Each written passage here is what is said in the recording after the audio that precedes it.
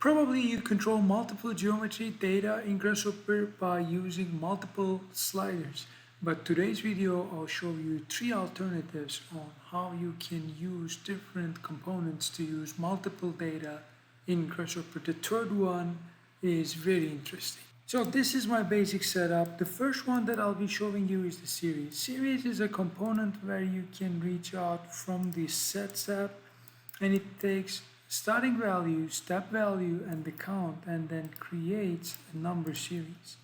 Like in this case, it starts from 0, it goes with 1 by 1, and then it reaches the number 10. Despite it hits number 9, the 0 is also counted as a number, therefore we have 10 numbers here. So I can delete this. What I can use in this case, I can use count as 13. I can use extrusion in Z direction, let's say, okay? And then I can extrude these geometries. And if I say 15 to this, okay, maybe I can copy this and number to this just to keep things in order, and then connect this here so that I know what I'm connecting in and out. Step number, and then I do this, what I see is it goes up. The problem that I'm receiving is cannot extrude rectangle geometry because it starts with 0. We cannot extrude anything with 0, so I can use the same value as my start, and this is what I see. So the next thing that I can do is I can basically take this. This is the first one where we can control the data, and obviously if you increase this number, you see that you will have same rule following. You can decrease this, and then you can increase this as well. So the next thing that I'll be doing is I'll be grouping this in. If you haven't joined my school community yet, this is my school community. Go in there, it's still free. You have free courses, you have free documents, free stuff in there. What you need to do is just go to the link in the description and click join, and I'll welcome you in the community. See you soon.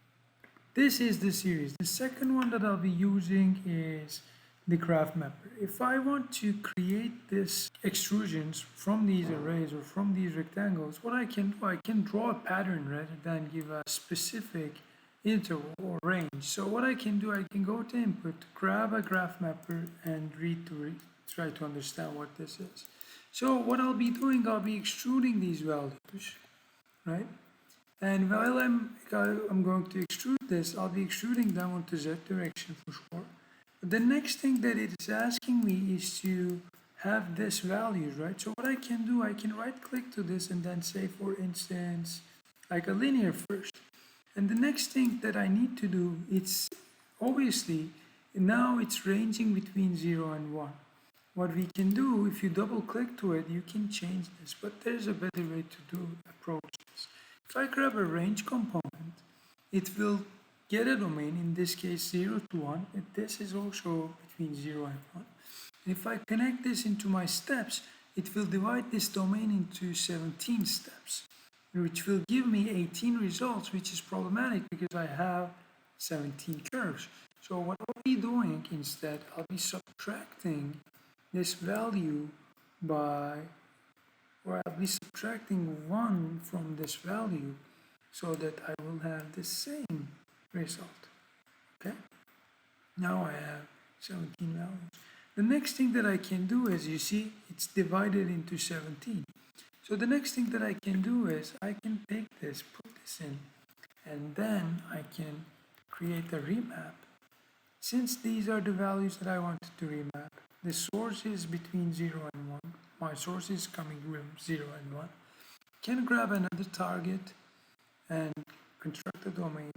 Like let's say I can start with 0 and or I can go to 50. And when I connect this, what I started to see is the same thing. But again, it starts with 0, so maybe I will start with 1 just in case. The good thing about this is if I go and grab, like let's say a sign, and then if I make this 100, and if I kind of do this, what I'm seeing is that I'm controlling the heights with this curve. Obviously, if if I increase this, now what I'm seeing is it goes all over the place, and what I can do is I can have these graphs or drawings, in other words. I can grab a easier one where I can just create the curvatures, but let's leave it as in the sine. Okay. Last but not least, I have the same setup, but now if I want to extrude them again on Z direction, but I just don't want to be in a curve again, like I find this a bit limited. So I go to the Z and then I'll be putting this in. This time I'll go to params under input, under util, I'll grab gene pool. Gene pool is a component that you can imagine as like a component that has sliders inside of the component. So I can click edit. I can say 13 sliders with the digit minimum and maximum, like let's say 150. I can connect this to in here, and now it's all the same. I can right click to this, randomize this.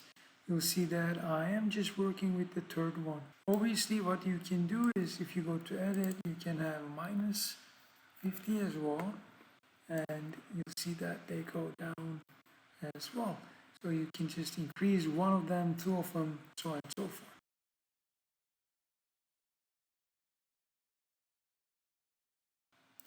And that's it. This is the 3 ways to control multiple data in Grasshopper. If you have any questions, drop those questions below and I'll see you in the next one.